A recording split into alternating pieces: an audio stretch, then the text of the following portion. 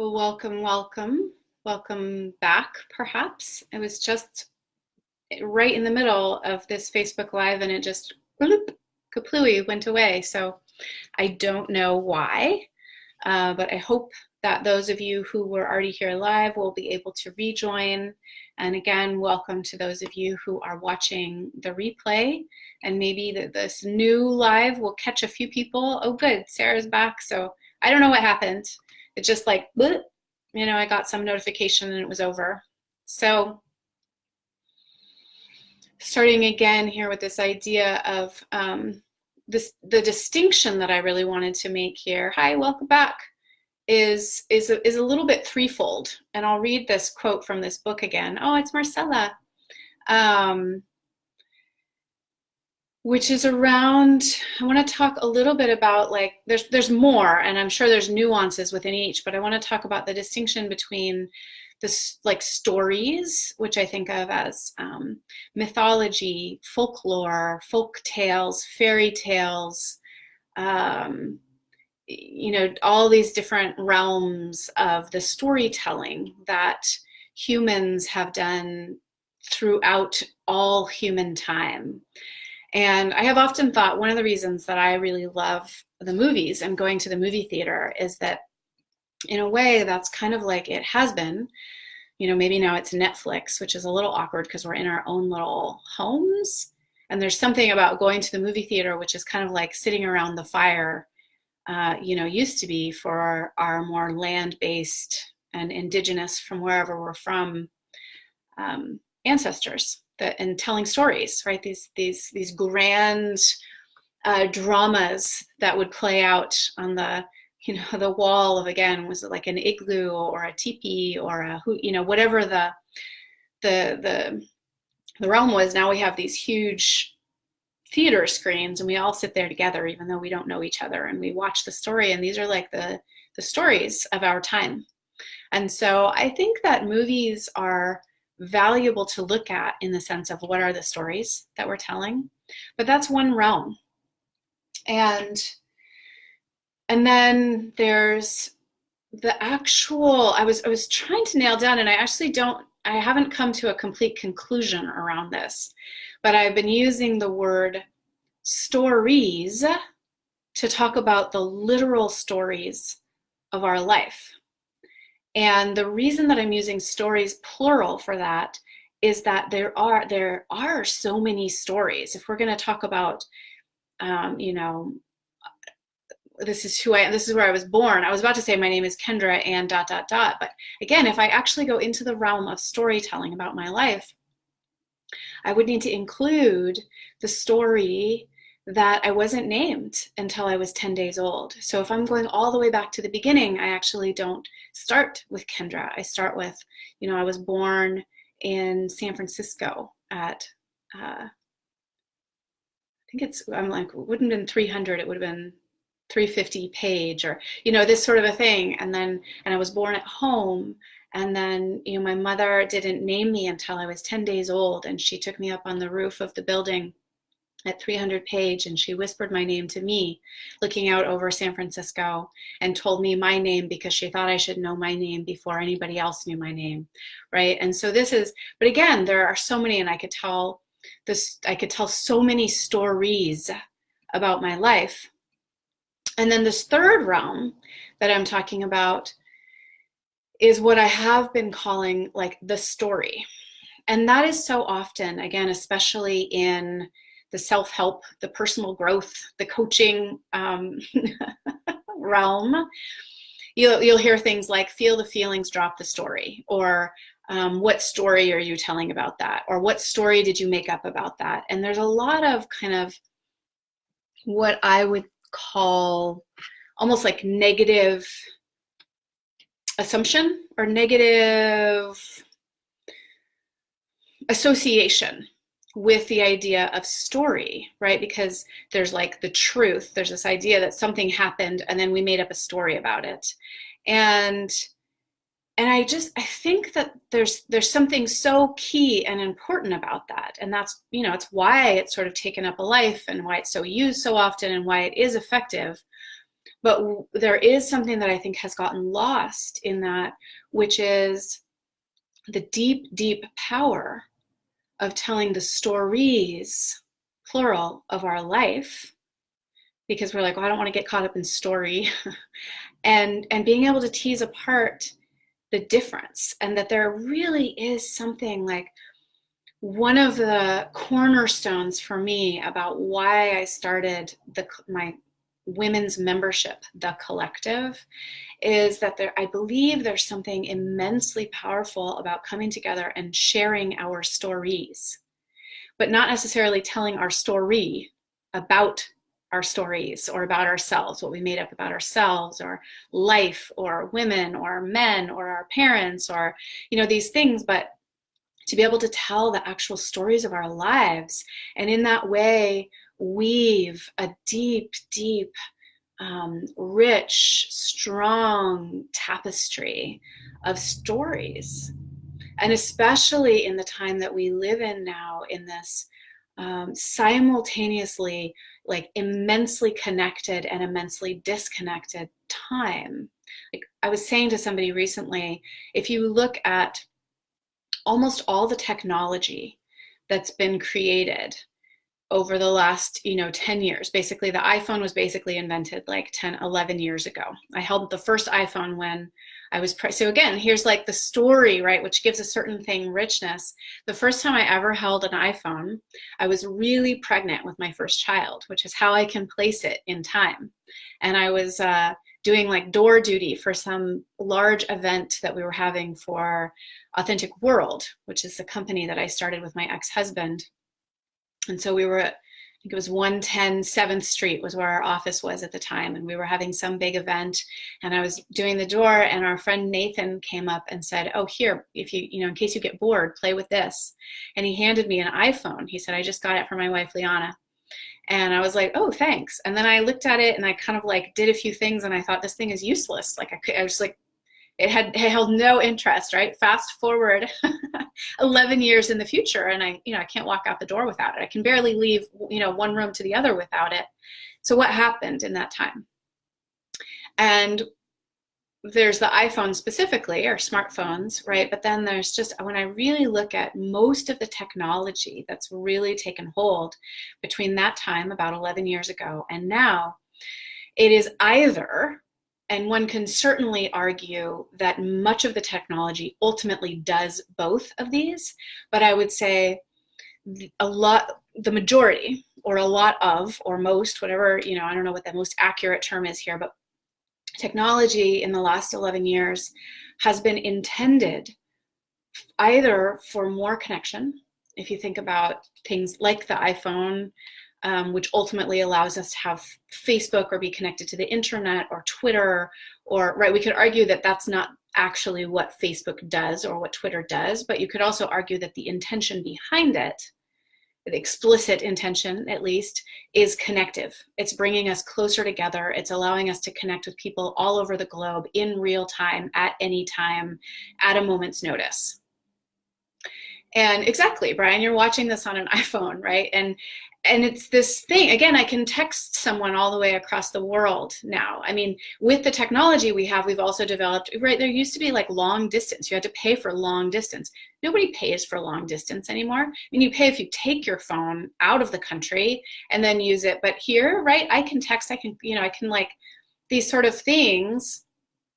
Mostly we now have all this technology. WhatsApp allows us now even to talk with people, right? Long distance, we don't have to pay any fees, or all these different things. So there's like this connective quality, or even video conferencing, right? It allows us to be more connected because now I can see you. And it used to just be Skype, which was, mostly one-on-one. It was kind of hard to get more people. Now we have Zoom, and you can have 50, 100, 150 people all, and we can literally all see each other's faces. We can be all over the world. So technology that's designed in some way, shape, or form to connect, or, and again, nobody would use the word disconnect, but ultimately designed to make it so that I never have to relate to another human being for like an entire day or an entire week, or like potentially the rest of my life. So this idea that I can order my groceries and they'll deliver to my door and I never even have to see a human, right? I don't even have to go to the grocery store anymore. I was in LA a couple of years ago and we found an app that would deliver like hot chocolate chip cookies and another app that would deliver wine. And I mean, I literally think there's apps now that deliver like CBD or marijuana, right? In places where that's legal. And you can have your food delivered to you, you know, all these things. And you just like, so all the technology sort of goes one way or the other, and then ultimately it's how we use it. So this connective capability, like how did I even get on this? But this idea of story. Oh, I was talking about in the collective, which is my women's membership program, is the telling of stories and the way that that weaves. And again, whether you're in the collective, whether you're a woman or not, there is this way that, and I think this speaks to what Marcella is actually saying. Like she says, learning to stand in my own stories is an important part of growing out of them. Is, I think what she's saying is a place where I would distinguish a little bit is like, there is a, you know, I guess, and we might also just completely disagree. I don't know that it's ever going to be true that I was not born in San Francisco to a mother named Mary Kunov.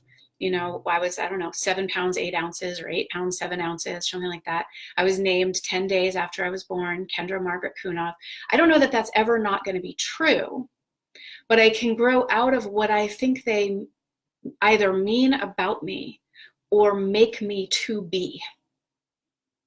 And I would distinguish those between like the stories of my life, which are the truth of that, and then again that includes my ancestry as well. That is those are stories that are true, not the truth, but true, which is partly why I use the plural, right? An S, stories, because there is no, that's not the truth, which would be one.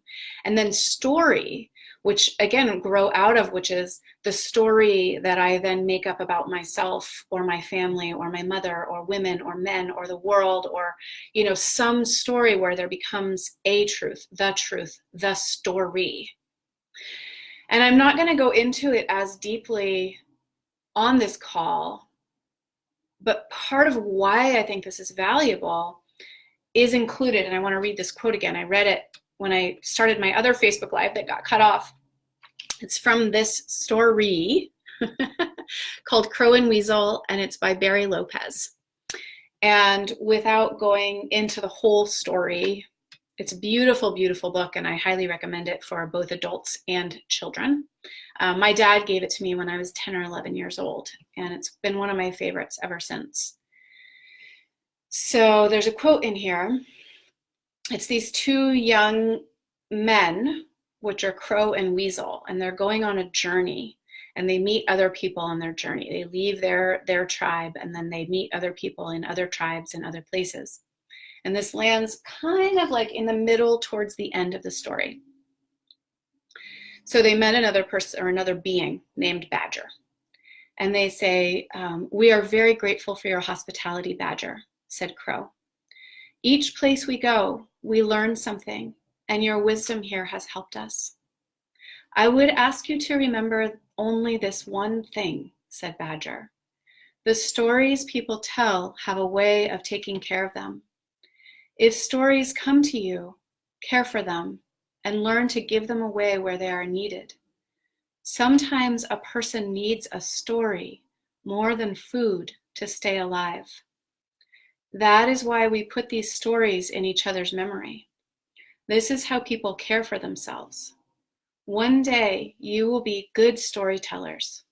Never forget these obligations." So it's this piece. Sometimes a person needs a story more than food to stay alive. And that particular quote from this book has stayed with me ever since I first read it when I was 10 years old. And then it's come into this kind of intersection and weave, like how does it weave and dance with this whole idea in the personal growth, coaching, self-help industry, if you will, of, you know, feel the feelings, drop the story. Well, what story are you telling? Or that's a story you're telling, which gives story this kind of negative connotation or association. And then that has value.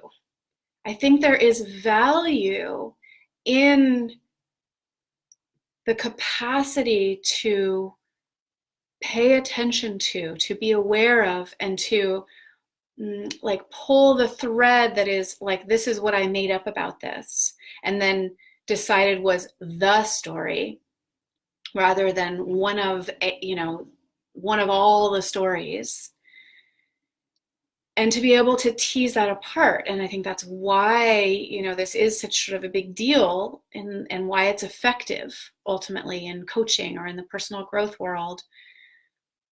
But I do believe that something has gotten lost about the rich, deep, like nourishing tapestry that is available to us when we share our actual stories, and when we receive other people's stories and we allow them to be food for us.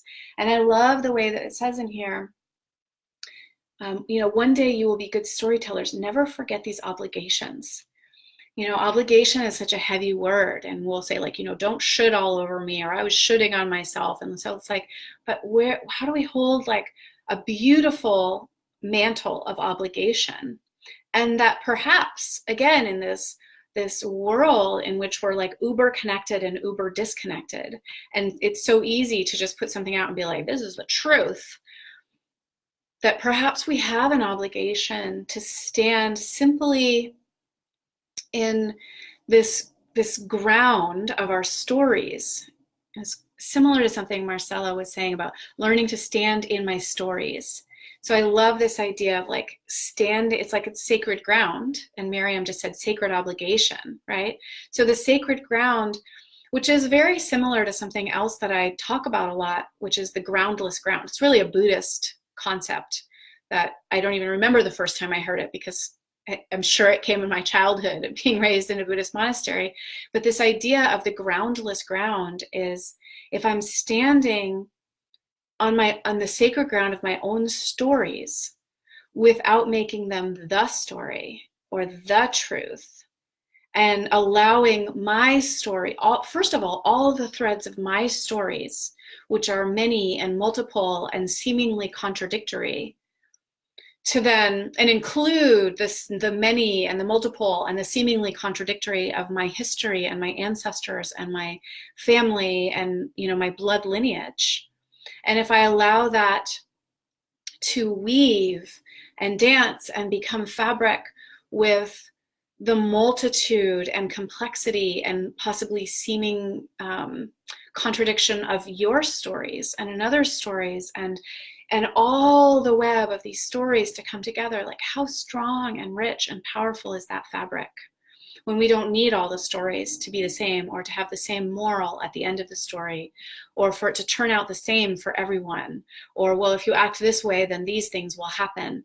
But to really know in deep, deep truth that they are unique, and yet they work together. They can be told in tandem, they can serve each other, and that even if your stories seem to contradict my stories, or we have very, very different lives, again, sometimes at the very surface level, if maybe I was raised somewhere very, very far away from you, or my family system looked very different than you, or my skin and coloring is incredibly different than your skin and coloring, or the language that we were taught, or you were raised in a big fast-paced city and I was raised in the middle of the woods with no electricity, but that our stories, when told as our stories in this kind of sacred ground of my stories, can only serve to nourish each other and to strengthen each other, and to make the human fabric richer and stronger. I'll pause for just a moment here. Miriam said maybe to clear or teach or reach someone else. And I think you're talking about just in terms of telling stories rather than the story. And Callan said, also lets us know what is normal when we share commonality. Yeah, so this is a really interesting piece, Callan. I've been I've been feeling the tension point of this. And it's cool. Actually, I like using the word tension point because both in weaving, so I took a weaving class. So here's a story from my life.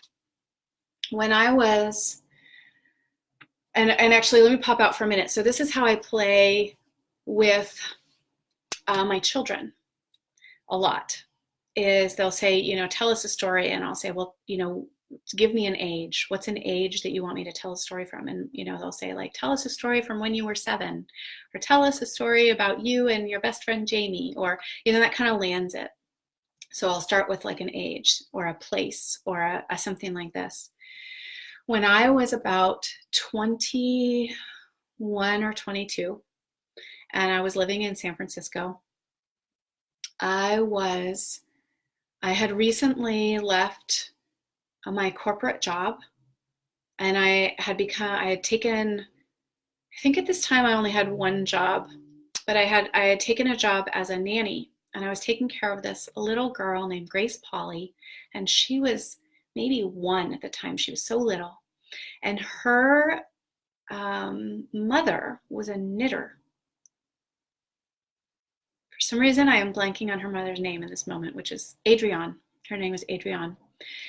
And 2 things happened. One is, before I left my corporate job, I had started taking art classes at Community College of San Francisco. And I could tell a lot of stories about that. It was really beautiful, beautiful time for me to be taking these art classes. And I kept taking art classes when I left my job and then became a nanny. And one of the classes I took was a weaving class. So in weaving, and this is where it relates to Kellen, I'm talking about the tension point, is that the tension point is really important.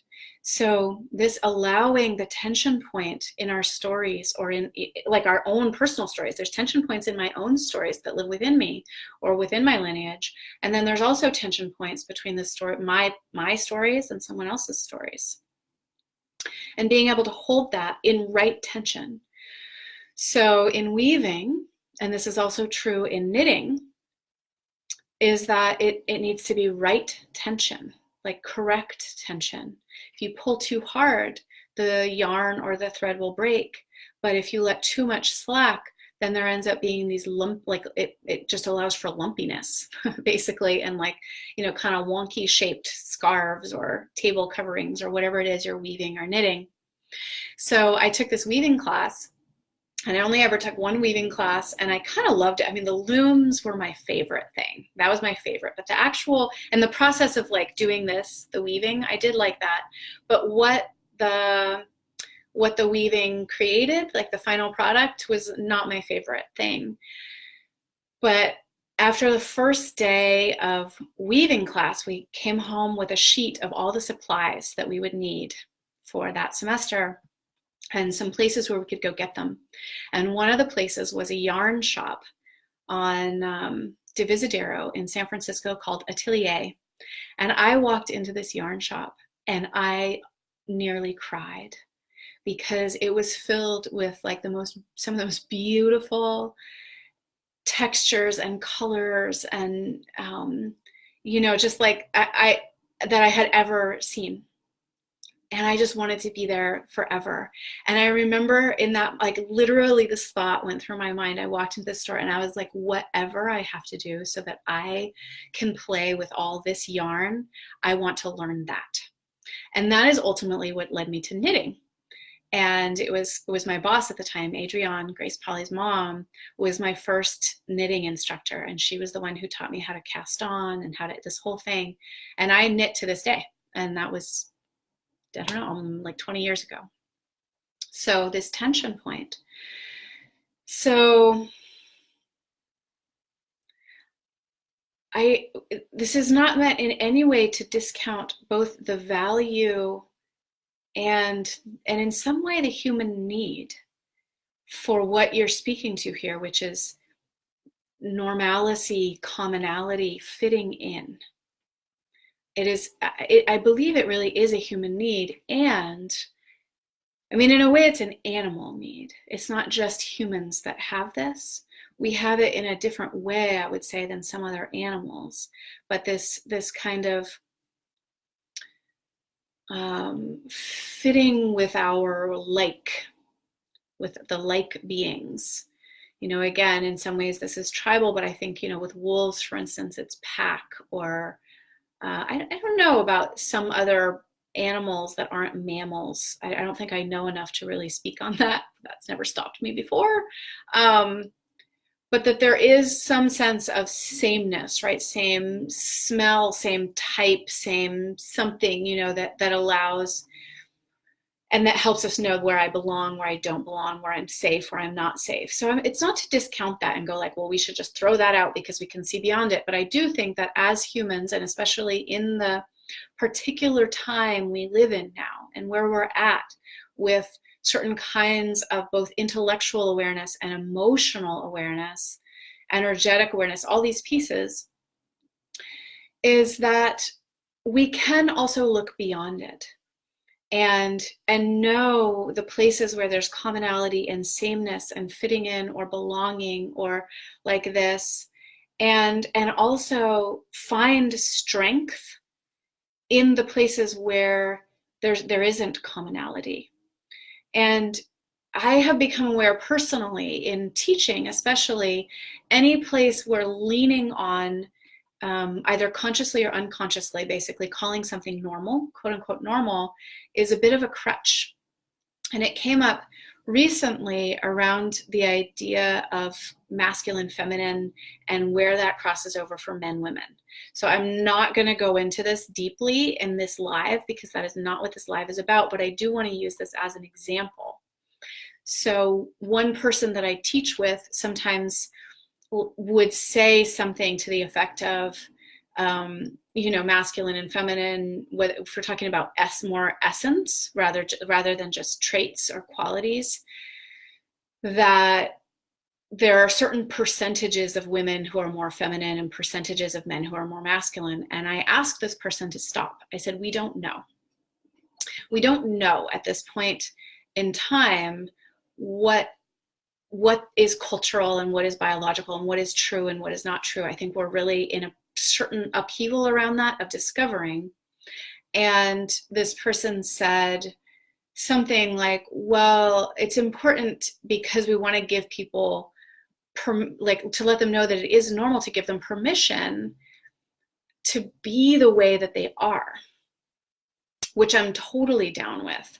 But what I realized, it took me a while to let this kind of sink in and percolate, and it came to me in the shower like all my good thoughts do, was that we were relying on the crutch of saying you're normal. If you're, born female and you tend towards the feminine essence, and there's some part of you that's longing to express and display from this feminine place, even though some of the cultural teachings over the last bit of time might have told you that you're not a good feminist or you're not a strong woman if you want to be taken care of, or if you want to be led by a man, or if you're allowed to because you have a feminine essence and that's normal. And I thought, that's a crutch. We don't know. And what I want to do is actually say, however you are, you actually belong. And now, I don't want to get sidetracked by this, but there are like literal maybe imbalances, or we could speak to things that are like true, like sociopath or true antisocial.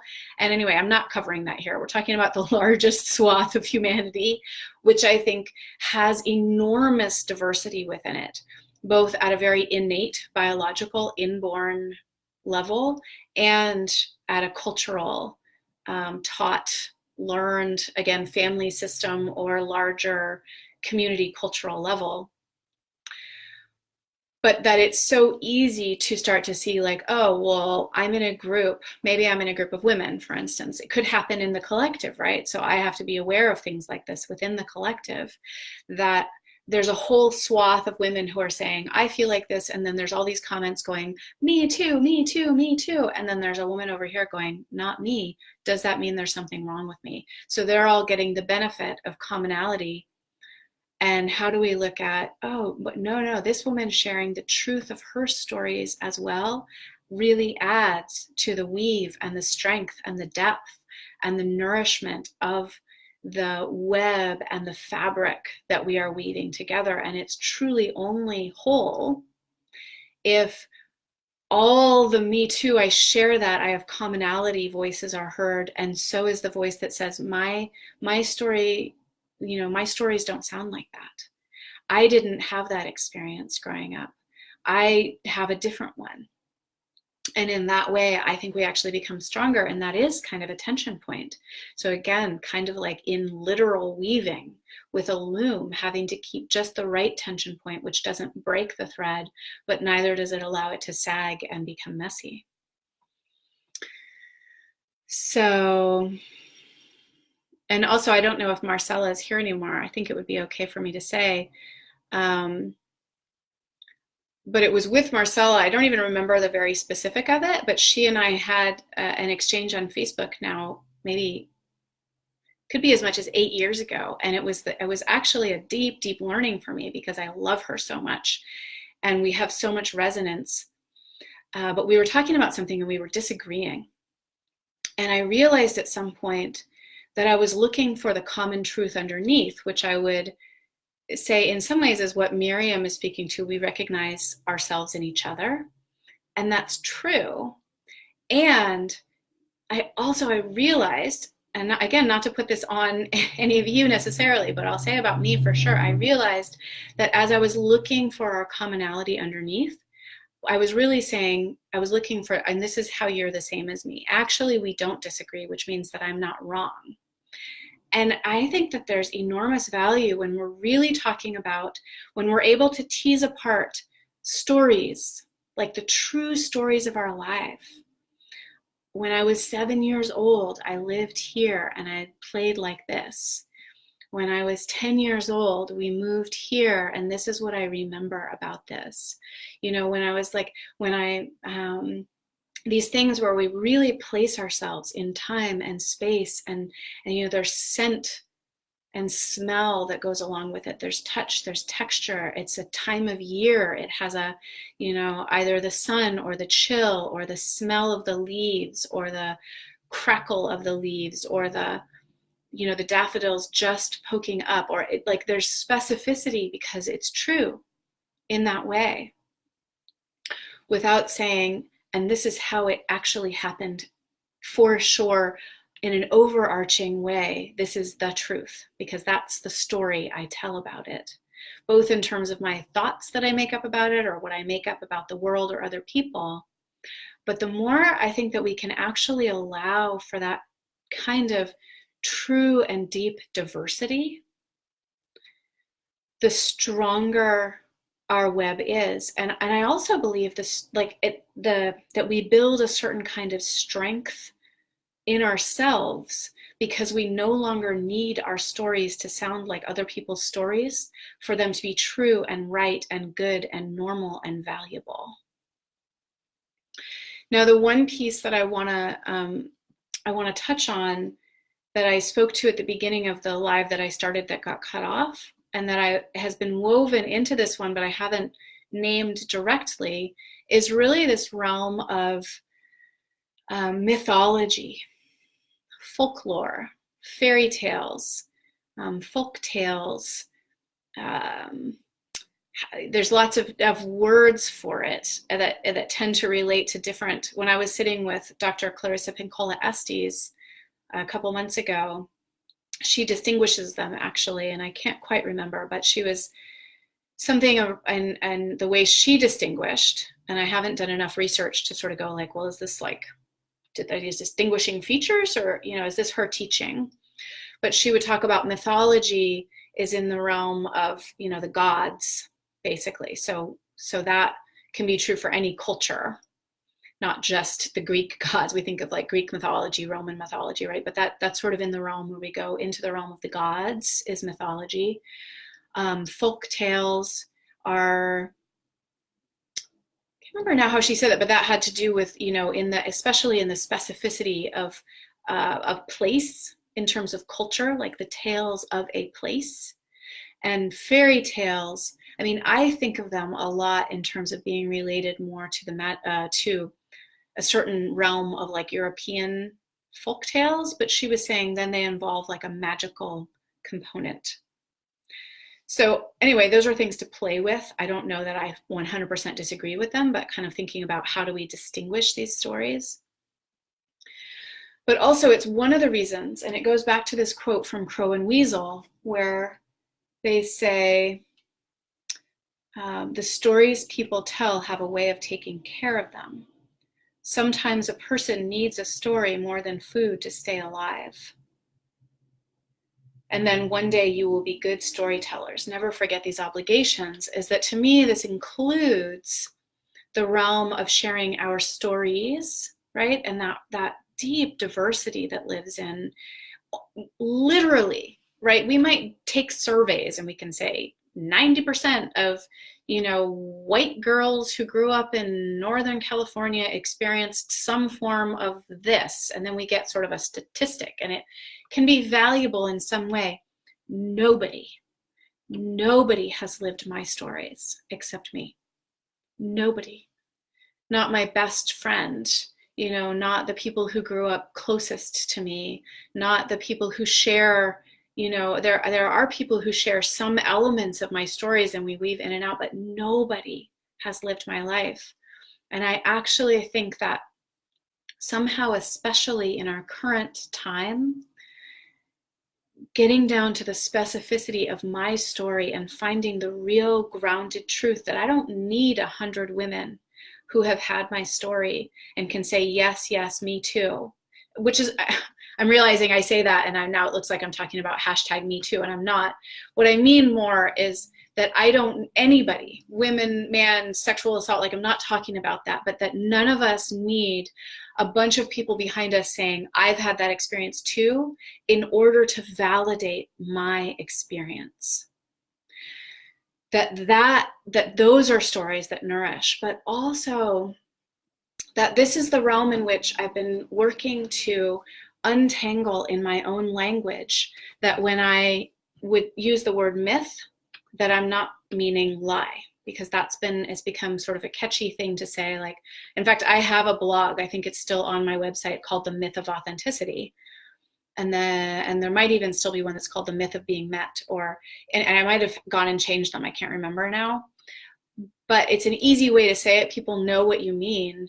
But ultimately I realized what I meant was illusion, or lie, or misunderstanding.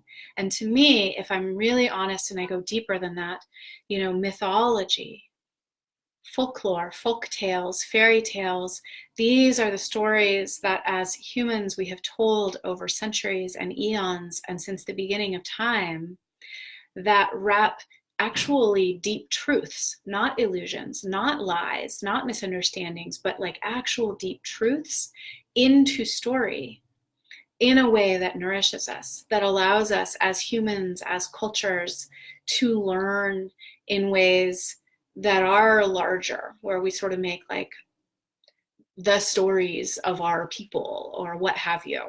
And again, that can be, all humans, it can be my particular blood lineage, or the place, the literal place in which my ancestors came from, or the land on which I live now, or, how we work with those stories. But that's a realm that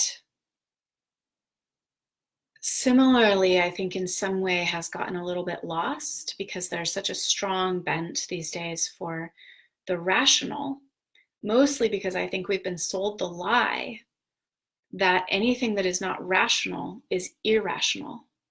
And folk tales, fairy tales, mythology, deep truths about things that never actually happened live in the realm of the non-rational. And so that's one realm of truth and nourishment that I think that many of us anyway have lost. And it's one of the realms, again, in the collective, is looking at, well, what are those stories? Both maybe the ones that I was given by my birth family, right? Like I was read fairy tales that come from a certain part of the world, and then they were handed down in a certain way, and probably came partly through colonialism, and why the Grimm's fairy tales were being read to me in Northern California in like the 1980s. There's probably a whole history of that. And there's something about that I was given those stories, or the Uncle Remus stories. Again, there's, issues of racism and what have you woven through them. And these are tales that have been passed down, and how they ended up, particularly in my household, I think is valuable to look at. And then recently, I don't have it right here, but I was reading a novel it's called The Bear and the Nightingale. And I can't remember who recommended this novel to me, but I want to say thank you, because it was so good. And it takes place in Russia. And ultimately it ends up being about all of the spirits that are like, there's like a hearth spirit, and there's a stable spirit, and there's the tree spirits, and the pond spirit, and like every little part has its own spirit. And those are folk tales, and my blood lineage does go back to some places that are very close to some parts of Russia currently, right? So there's getting into relationship with the specificity of place. But I was resonating so deep. I was just like, oh, it felt like, it felt like bread and butter to me, fresh baked bread and butter. It felt like water when I'm really thirsty. Like, it felt like such deep nourishment, the way that they were writing about these spirits. I thought, this is how I see life. And I was like, oh, they're from Russia. This is like literally where my blood lineage comes from, at least on one side of my family. Like, oh, I feel this. So, and to me, once again, this is actually, I believe anyway, this is a place where this idea of telling the stories of our life meets with this piece of mythology, fairy tale, folklore, in the sense that, well, the story, the way that I'm talking about that, like the story that we made up about things, or the things that we claimed as true because of this, or that I might have made up about this type of person, or that type of person, or this circumstance, right? That's the story. And distinguishing from all of my stories is that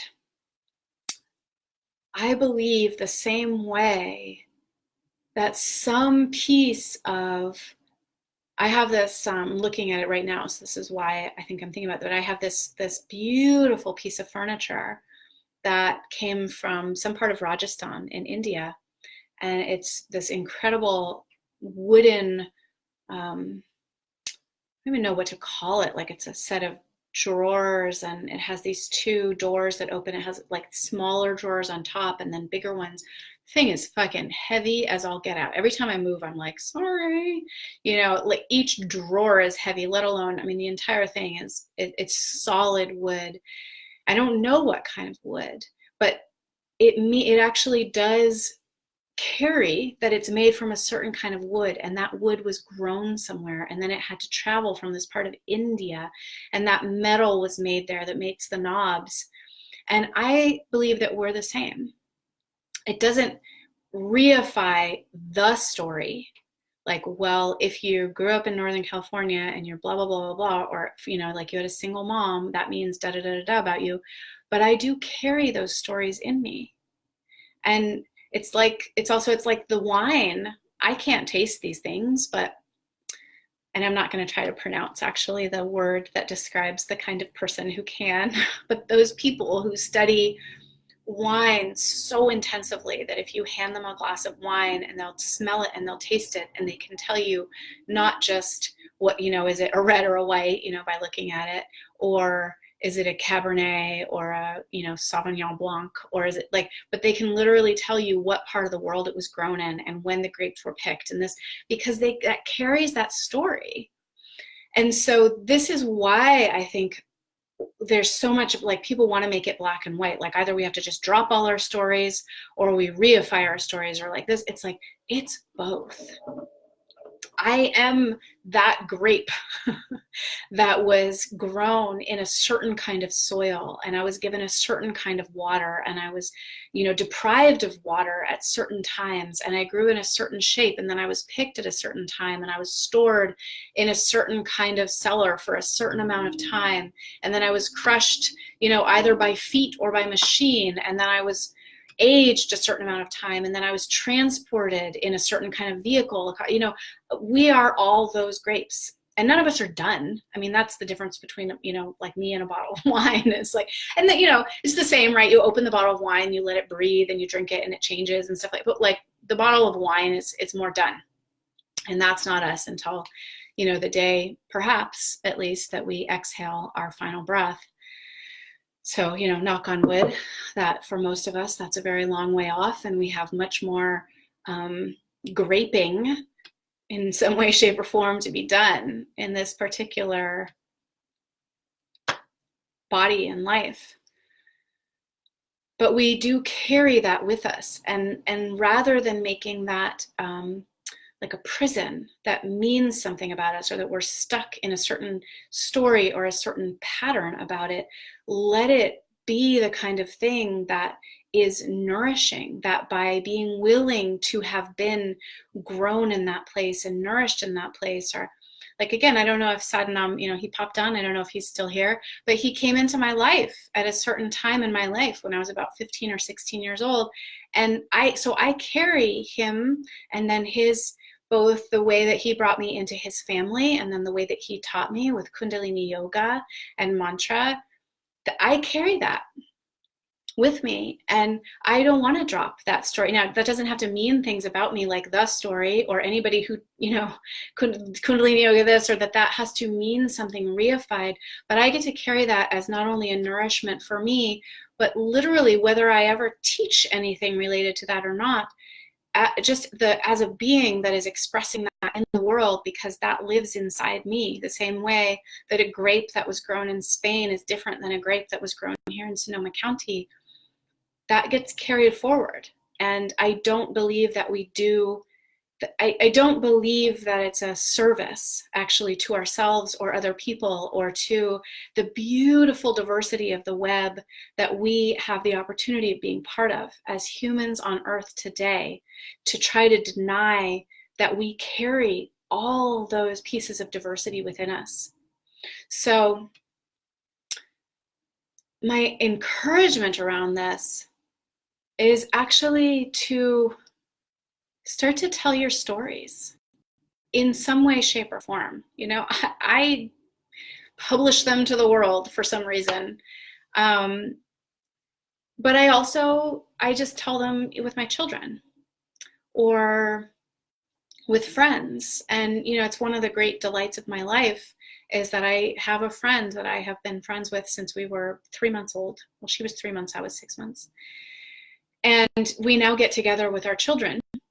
And sometimes we sit around the dinner table, or, you know, the dining room table, and she and I, you know, we're the same age, and we each have 2 children, and they have various ages, and we'll start to tell stories, and we'll tell the stories about both, you know, when our children were born. So we're telling the stories of their lives. We're not saying like, oh, you're such a good child because of blah, blah, blah, or this is what made you smart, or, you know, this is why you're so delightful in this way. We're saying like, oh, yeah, I remember when you were in my belly, and then, you know, and Jamie was here, and so was her son Sebastian, and then we went on this walk in the Christmas tree farm because it was right before Christmas, and Trent was running around, right? That is part of my daughter, is that she was in my belly when all this was happening, and part of the story of our, you know, of this. So and then they'll start to ask things, and then she and I bounce off each other, and we're like, oh yeah, I remember when we were 6 years old and we snuck out of bed and we snuck the lemon meringue pie that was being saved for the next day, or,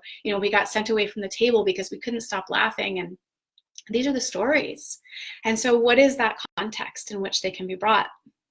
There's a beautiful friend and colleague of mine named Simon Crow, and he actually wrote a book that I don't have, you know, right on hand, but maybe I'll post it in the comments, you can see. But the idea was, it's just people telling their stories about a moment that changed their life. And the Moth podcast is like this. Like, some of them are very deep and meaningful, and some of them are like, it's just a moment in somebody's life. It's this storytelling. And it's honestly why I think the Moth podcast is like the most important podcast currently, and the one that I would recommend to anybody above all other podcasts. Like, you don't need to learn anything more. Like, let's just hear each other's stories and let them be part of the truth of the world. But Simon Crow, I gathered with a group of friends and colleagues in a very conscious way where we wanted to spend both social and collaborative, like teaching each other and being together in a way that made us better humans and also made us better at our craft as teachers and coaches and trainers. And the thing that Simon brought to this gathering was around the dinner table one night, and he basically asked us to each share a story from our lives about a pivotal moment in our lives. And it was one of my favorite moments from that whole time that I spent with these people, because we weren't teaching or coaching or like trying to be transformational or inspiring, and each person's story was so profound because it was their story. And some of them had incredible sort of, teachings baked into them, but it was because they weren't shared from that perspective. They were simply shared as like, oh, this moment in my life. And here, let me tell you how old I was and where I lived and who was involved and what happened and the decision I made and how that changed my life. So, you can gather people together over dinner to tell stories. You can tell stories with your children. You can write them and then decide whether you share them or you never share them, but you could just write them, starting with a prompt like, my favorite memory with my best friend, or a story from when I was 6 years old, or the first time I remember, being hurt, like physically, right? Or when like the first time I remember really getting in trouble, or what was something naughty that I got away with as a child, right? These are like prompts. And there are so many ways to begin to just share our stories so that we can weave this fabric of truth, but not the truth. Okay, I want to read these comments, and I'm going to sign off in just a few minutes. So if there's anything that you want to bring into the comment section before then, please do. And it's just been such an honor to be with those of you who could be here. And similarly, so appreciate those of you who are watching the replay as well. So Luke said, this is medicine for me today. I've been holding back from telling parts of my story because it's not common or comfortable. I'll have an opportunity to share it this weekend in a men's gathering. Oh, that's wonderful, Luke.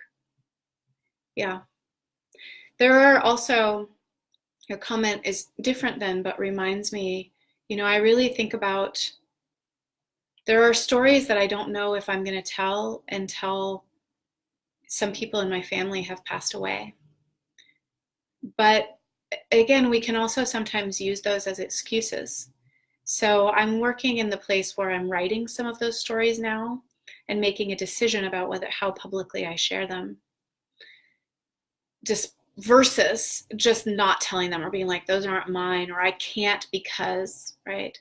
But I think it's really important, just like Luke is saying, is that even though, parts of his story are not common or comfortable, first of all, a lot of times we don't know until we share them. And then there's so many, I've had this happen so many times where I shared something that I thought was totally unique to me or was super weird about me.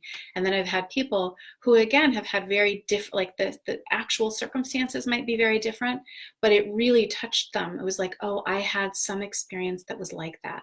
You gave me permission to, let this also be part of my experience. Or so we don't really know what's common until we're willing to share in this way.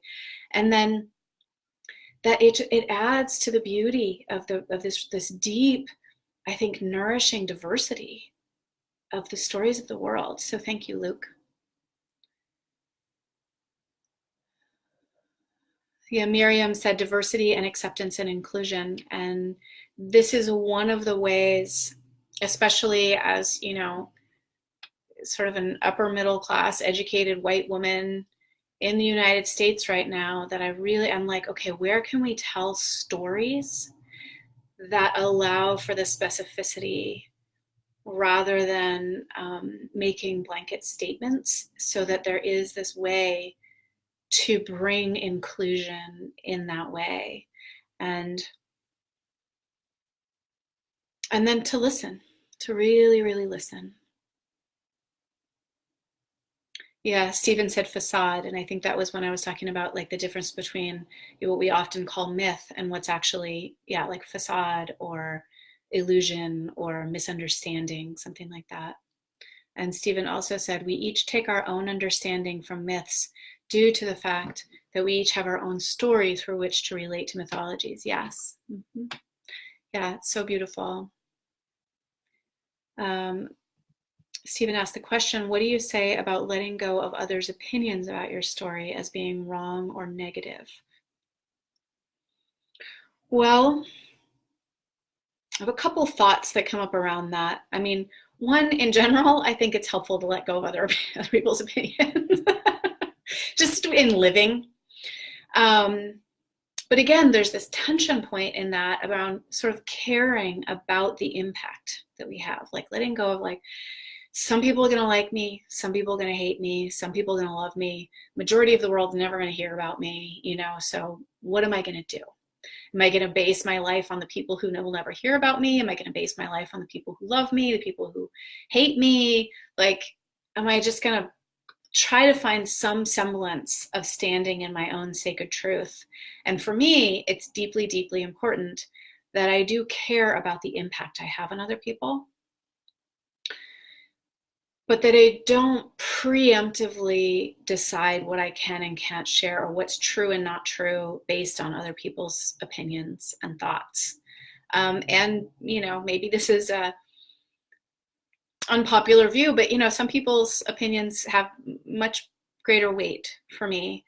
And I try to make that a more conscious decision rather than just letting it's like, oh, well, yours has to have more weight because so and so said, or because you're my father, or because, you know, it's sort of like, oh, no, I deeply respect you. I have watched you over time, you know, see the world in a way that I think is seeing clearly. So I want to receive how you see me through your eyes, because I think that often there's some clarity there. How do we let those things in? The other thought that came up is one of my children in particular is like very argumentative about like the truth and what actually happened and whose memory is right.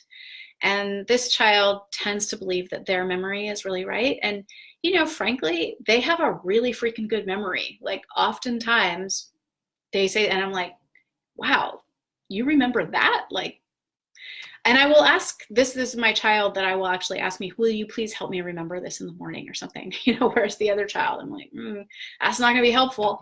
But it has me, you know, and then it hurts the feelings of my other child a lot, because this one will be like, well, it didn't happen that way, or that's not true, or, you know, this sort of thing. And I'm like, well, there, you know, there a lot of things can be true at the same time.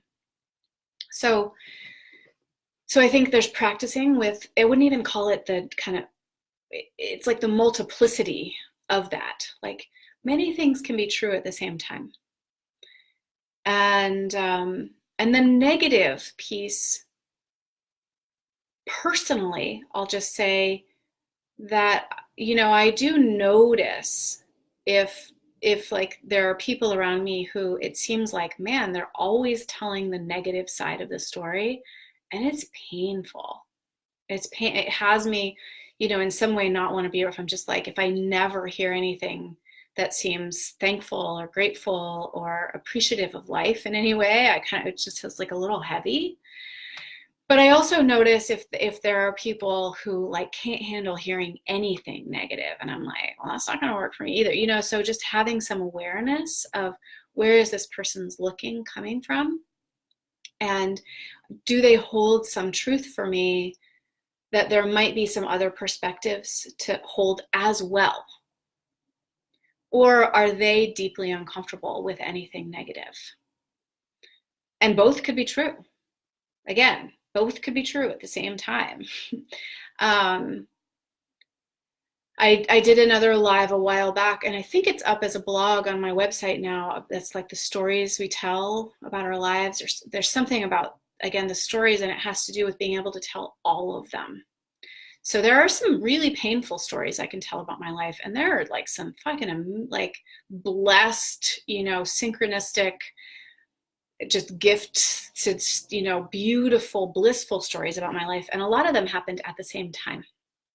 So it's not just like, well, I could tell this story that happened when I was 10, and I could tell this story that happened when I was 30. And look, they both happened to the same person. But I can be like, no, at the, like literally at this exact point in my life, both of these things were happening at the same time. This deeply painful piece and this incredibly beautiful, gifted piece. And they're both true.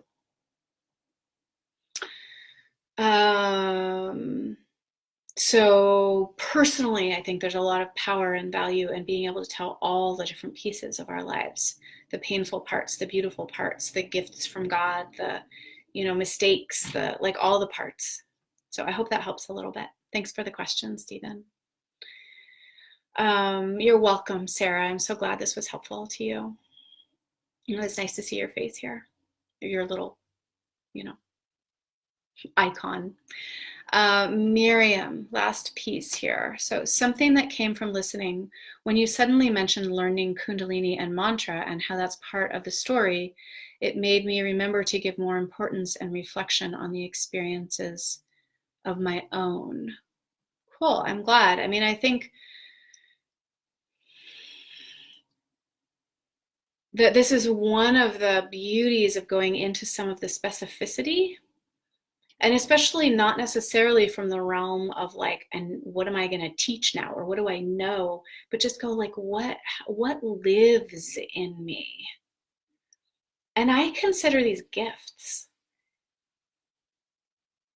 Like, again, whether I like what I do with them is a whole other story, but they were given to me. It was a gift that was given to me to be raised in a Buddhist monastery with, Zen Buddhist practitioners. It was a gift that was given to me that a Kundalini yoga teacher came into my life when I was about 15 years old, and then that he taught me Kundalini yoga and mantra throughout my teenage years in various capacities. And then the adult ones as well. Like there are just teachers who have come in as gifts to me, and that what they have offered me are gifts that I can be thankful. Whether I ever say like, now I am like a holder of this teaching to go on and teach it, but they live in me, and that just as a being, as a woman, as a human navigating life, they live in me. So yes, thank you all. I am, as always, so grateful for your time and your attention. And I will see you in another time and space. Ciao for now.